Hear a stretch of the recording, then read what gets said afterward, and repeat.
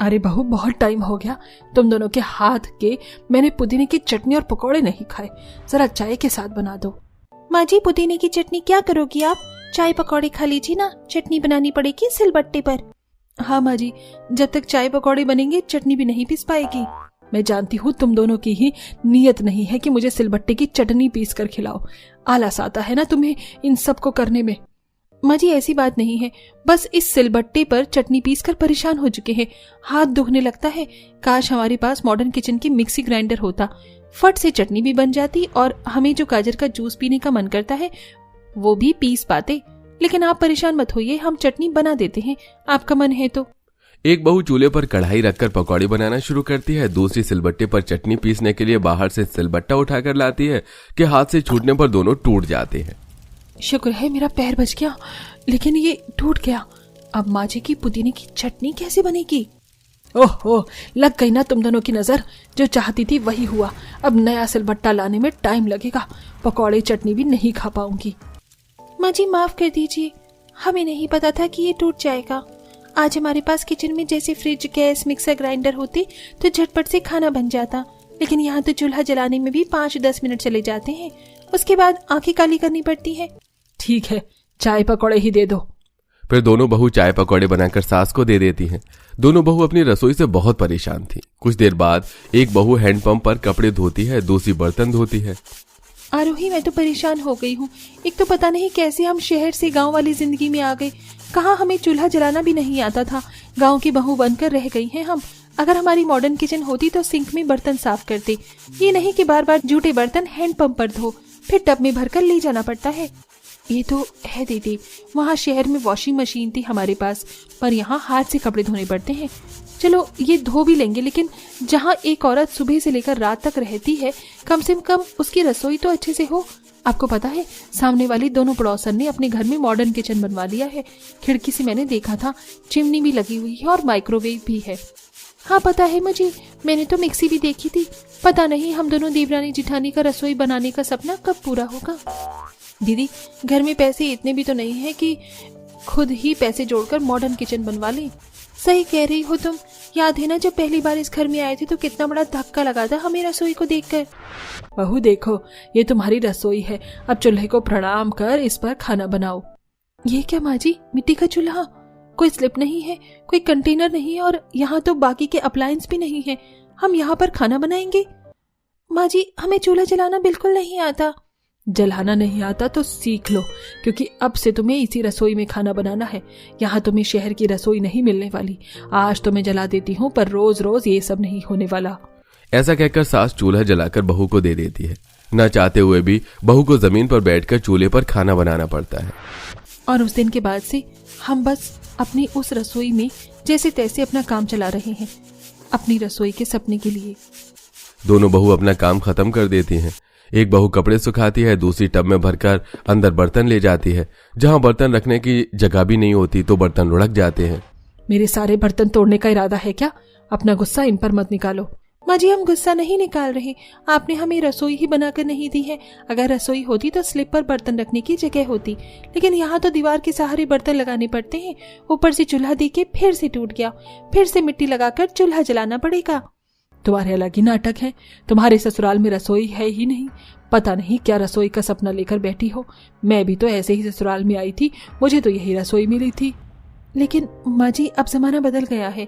अब तो आपकी पड़ोसन ने भी मॉडर्न किचन बनवा ली है, और हम शहर से आई थी, हमारे घर में भी मॉडर्न किचन थे, और यहाँ हमसे ऐसी रसोई में काम नहीं हो पा रहा है, तो हमारी आंखों में रसोई का सपना तो होगा ही। हाँ, तुमको पता है, पर मेरे बेटे घर का खर्चा चलाकर ही थक जाते हैं। या तो अपने सपने को भूल जाओ, या अपने सपने को खुद ही साकार कर लो। मुझे तो भाई 2-3 वक्त की रोटी चाहिए, मुझे दे देना। जी माँ जी। फिर दोनों बहू सास को खाना बनाकर दे देती हैं। शाम को दोनों के पति आ जाते हैं। सुनिए जतिन जी, क्या इस बार आपकी पगार से कुछ पैसे बचेंगे? हमें रसोई का सामान लेना था। अब हम भी मॉडर्न किचन चाहते हैं और हमें अपने इस सपने को पूरा करना है। आरोही, वो तो हो नहीं पाएगा। पैसे इस बार भी नहीं बचे, सिर्फ इतने बचे हैं जिससे महीने भर का घर का राशन चले। और आकाश जी, आपके पास तो पैसे होंगे, कुछ नहीं तो 2-4 हजार की मिक्सी ही दिला दीजिए, सिलबट्टा टूट गया है। अंतरा, अभी तो पैसे नहीं बचे। कोई बात नहीं, हम ही अपने आप कोई ना कोई जुगाड़ कर लेंगे। क्यों आरोही? अब क्या जुगाड़ करोगी तुम दोनों? वो तो आपको कुछ ही टाइम में पता चल जाएगा। खाना खिलाने के बाद सब सो जाते हैं। दोनों बहू घर के काम करके बैठ जाती हैं। दीदी, आपकी आईब्रो बहुत बढ़ गई है, चलिए हम पार्लर चलते हैं। मुझे पता तो है यहाँ पार्लर पास में नहीं है, बहुत दूर दूर है, और तुझे आती तो है, तू ही बना देना मेरी आईब्रो। अरे वाह दीदी, मुझे आइडिया आ गया। अब तो हम यहाँ पर पार्लर का काम खोलेंगे। हम दोनों बहनों को बहुत अच्छे से आता है। आप जानती है ना, स्कूल के बाद हमने सीखा था, और यहाँ पास में कोई पार्लर है नहीं। हमारा काम चलेगा फिर, और उन पैसों से हम अपने घर में मॉडर्न किचन बनाकर अपने सपने को पूरा करेंगे। अरे वाह, तूने तो इतनी सी देर में सब कुछ सोच लिया। ये आइडिया तो बहुत अच्छा है। और पता है, हम शहर से पार्लर वाला सारा सामान खरीद लेंगे, सस्ता पड़ेगा थोक में। हाँ दीदी। फिर दोनों बहनें किसी से लोन पर 10,000 रुपए लेकर एक दिन शहर जाकर पार्लर का सामान, वैक्स वगैरह और भी जो जरूरत का सामान होता है वो ले आती हैं और अपने घर के बाहर पार्लर का बोर्ड लगाकर घर के कमरे के एक हिस्से को पार्लर बना देती हैं, जिसे पढ़कर उषा आती है। अरे क्या सच में तुम दोनों देवरानी जेठानी ने पार्लर खोल लिया है? आता भी है ये सब? हम दोनों को सब कुछ आता है। आप बताइए क्या करवाना है? Threading, facial, hair cut, manicure, pedicure, nail extension. मेरा आईब्रो फेशियल कर दो। अंतरा उसके आईब्रो करके फेशियल करती है। इतने में दूसरे ग्राहक आ जाते हैं और पहले दिन ही 4-5 ग्राहक आ जाते हैं। ये सब देखकर सास कहती है, मैं जरा सा मंदिर क्या चली गई, तुमने तो घर में पार्लर खोल लिया। क्या है ये सब और क्यों किया? माँ जी, उस दिन आप पूछ ही रही थी ना कि हम क्या करेंगे। बस पार्लर खोल के इतने पैसे जोड़ लेंगे कि अपने सपनों की रसोई बना लें। अच्छा, बनाओ बनाओ, अपने सपनों की रसोई बनाओ। सास अपने कमरे में आराम करती है, वहीं धीरे धीरे पति भी पैसे जमा करते हैं और दोनों बहनें भी अपने पार्लर का काम शिद्दत से करती हैं। पार्लर के काम को 6-7 महीने बीत जाते हैं, जिससे वो पैसे जोड़ जोड़ कर नया मिक्सर ग्राइंडर और EMI पर फ्रिज ले आती हैं। इसके बाद थोड़ी और मेहनत करके सामान ले आती हैं और एक शाम, अंतरा, आरोही, तुम दोनों बहुत मेहनत कर रही हो अपने सपनों की रसोई बनाने के लिए, जिसके लिए कुछ पैसे मैंने भी जोड़ लिए हैं। अगले महीने हम तुम्हारे सपनों की रसोई बनाने का काम शुरू करवा देंगे। क्या सच में? हाँ भाभी, बिल्कुल, क्योंकि इतने समय से आप घर का खर्चा चला रही थी तो हमने बाकी का संभाल लिया। हम गरीब जरूर हैं, लेकिन इतनी अच्छी बात सुनकर मन कर रहा है कि घर में आज मटर पनीर बना ले। चलो दीदी, बाजार चलते हैं। हाँ ठीक है, क्योंकि उसके बाद हमें अपनी मॉडर्न रसोई में अच्छी अच्छी चीजें जो बनानी है। दोनों देवरानी जेठानी सब्जी लेने जाती हैं कि पड़ोसन मिलती है। अरे अंतरा, आरोही, सब्जी लेने जा रही हो? देखो, मैं तो शिमला मिर्च, प्याज, पनीर लेकर आई हूँ। वो क्या है, आज मैं अपने बेटे को पिज्जा बनाकर खिलाऊंगी। तुमसे मेरी रसोई तो अच्छी है ना, कितनी मॉडर्न किचन है। काश तुम लोगों की रसोई भी मॉडर्न होती, पर वहाँ तो चूल्हा है। कोई बात नहीं आंटी जी, बहुत जल्द माइक्रोवेव ओवन भी होगा। दोनों देवरानी जेठानी पार्लर के काम से पैसे कमा लेती है। अगले महीने घर के एक कोने की रसोई में टाइल लग जाती है और मॉडर्न किचन की जरूरत का सारा सामान लग जाता है, जिसमें चिमनी भी होती है। एक तरह से वो उनकी ओपन रसोई होती है, जिसे देख सास बहू खुशी से अच्छा अच्छा खाना बनाती हैं। तभी 2 रिश्तेदार घर पर आते हैं। अरे वाह, क्या खुशबू आ रही है ओहो आपकी रसोई से। अरे मॉडर्न किचन, अरे सुमित्रा बहन, ये कब बनी? बस कल रात को ही बनकर तैयार हुई है, तो आज बहू रसोई में हलवा बना रही है। दीदी, आखिर हमारी रसोई का सपना पूरा हो गया। हाँ, और ये सब हम दोनों ने मिलकर पूरा किया है। इसीलिए मुझे अपने दोनों बहू पर बहुत गर्व है। वैसे आज मेरे घर में सबसे ज्यादा रसोई चहक रही है, तो इसकी हकदार सिर्फ तुम दोनों हो। शुक्रिया माँ जी। अरे हलवा ठंडा हो जाएगा, दीजिए ना, आप सब खाइए। इस तरह देवरानी जेठानी का मॉडर्न रसोई बनाने का सपना पूरा हो जाता है और कुछ ही समय बाद वो लोग अपना घर भी रेनोवेट करवाकर मॉडर्न कर देते हैं और अब वो अपनी रसोई में अलग अलग खाना और पिज्जा वगैरह बनाकर खुद भी खाते हैं और सबको खुश रखती हैं। तुम्हारी लालचपन ने हद कर दी है। पहले तो तुम्हें गरीब बहू को एक कमरे का ससुराल दे दिया और दूसरी बहू को 100 कमरे का फार्म हाउस। तुम्हारे इस बंटवारे के कारण देखो आज हम कहाँ आ गए हैं। घर की क्या हालत कर दी। भगवान तुम जैसी सास किसी को ना दे। ऊपर से तुमने गरीब बहू के पैसे ले लिए। बेचारी जैसे तैसे अपना खर्च चला रही थी। मुझे कुछ भी मत बोलो, मैंने तो अच्छा सोचकर बंटवारा किया था। अरे बस करो, अगर अच्छा सोचना इसे कहते हैं तो ऐसा सोचना तुम बंद ही कर दो। तुमने सबकी जिंदगी बर्बाद कर दी। तुमसे मुझे ये उम्मीद नहीं थी मनोरमा, तुम तो अपने बहू बेटों की दुश्मन बन बैठी हो। आखिर क्यों ससुर अपनी पत्नी को कोस रहा था? मनोरमा ने 100 कमरों वाला फार्म हाउस सिर्फ एक बहू को क्यों दिया और दूसरी बहू के साथ भेदभाव करके बंटवारा क्यों किया? आइए पूरी बात जानने के लिए कहानी में कुछ समय पीछे चलते हैं, जहां बड़ी बहू अमीर ऐश्वर्या शादी करके अपने 100 कमरे वाले ससुराल में आती है, यानी कि फार्म हाउस, जहां सास मनोरमा अपनी बहू का बहुत अच्छे से गृह प्रवेश करती है और पीछे उसके ढेर सारा दहेज का सामान रखा होता है। 4 डोर रेफ्रिजरेटर, एलईडी टीवी, एक chimney, 5 star juicer mixer, AC, air purifier, बड़ा सोफा सेट, अलमारी, बड़ा डाइनिंग टेबल इत्यादि। आजा आजा मेरी प्यारी बहू, तेरा तो इस 100 कमरे वाले फार्म हाउस घर में स्वागत है। अच्छा मेरी बहू, क्या क्या दहेज में लाई है? कुछ के तो मुझे नाम भी नहीं पता। यही तो ऐश्वर्या का जलवा है माँ जी। चलिए, आपकी 100 कमरे में मेरे दहेज का इतना सारा सामान आ तो जाएगा ना? हाँ बहू हाँ, वैसे मैंने जो सामान नहीं बोला था तुमने वो भी भिजवाया है ना दहेज में? जी माँ जी। मनोरमा, क्या तुमने बहू के मायके वालों से कहा था कि ये सब दहेज का सामान भिजवाए, तब जाकर ये सब आया है? हाँ जी, मैंने तो कहा था। मनोरमा, तुम्हें शर्म नहीं आती है ना? अरे हम अमीर हैं, फिर भी तुमने इतना सब कुछ बहू के घर से मांग लिया।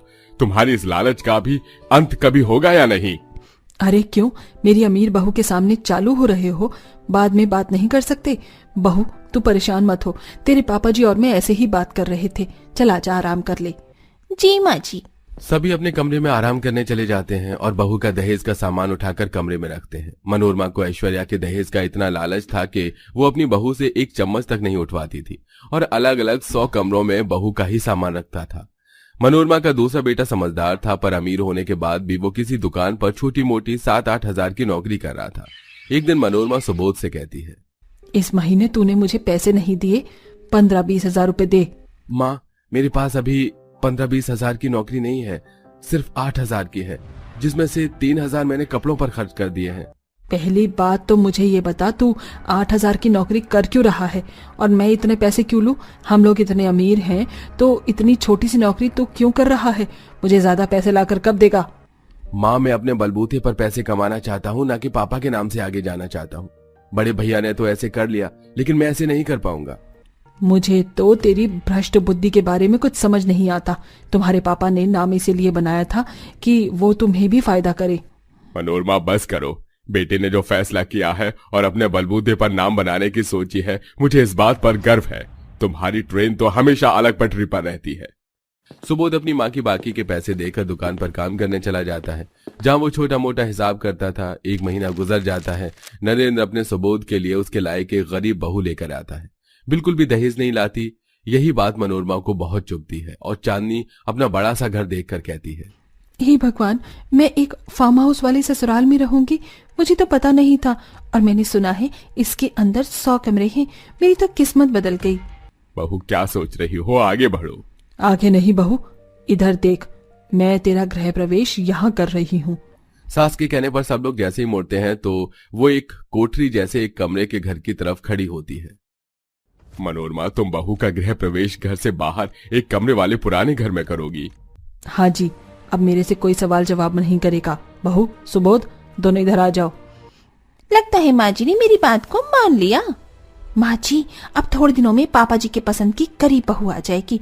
और आप तो जानती है ना, सारी दहेज वाली बात हो चुकी है। वो कुछ भी लेकर नहीं आएगी, तो वो भी 100 कमरे की मालकिन बन जाएगी क्या? फिर मेरी क्या वैल्यू रह गई माँ जी? इतना सारा दहेज लेकर आई, तब जाकर मुझे 100 कमरे मिले और उसको बिना दहेज के? ये तो गलत है माँ जी। लेकिन अगर आप बंटवारा कर देती तो वो कुछ नहीं मांग सकती थी। बात तो तेरी बहू बिल्कुल ठीक है। अब देख मैं कैसे उसे सिर्फ 1 कमरे का ससुराल देती हूँ। बड़ी बहू क्या सोच रही है? चावल का कलश लेकर आ। ऐश्वर्या चावल का कलश लेकर आती है और गरीब चौखट पर रखकर मनोरमा बहू का गृह प्रवेश करती है।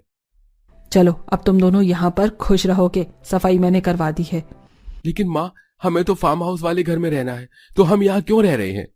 देख, तू बहू के बिना तो रह नहीं पाएगा, इसलिए मैं तुझे भी यहाँ पर रख रही हूँ। अब एक घर बड़ी बहू संभाल रही है तो तू छोटा घर, जो कि हमारा सबसे पुराना घर है, उसे भी तो बहू को संभालना पड़ेगा ना। और वैसे भी वो दहेज नहीं लाई तो अच्छे से संभाल लेगी ना बहू। जी माँ जी। हाँ, तो तुम लोग अब आराम से रहना, हम चलते हैं।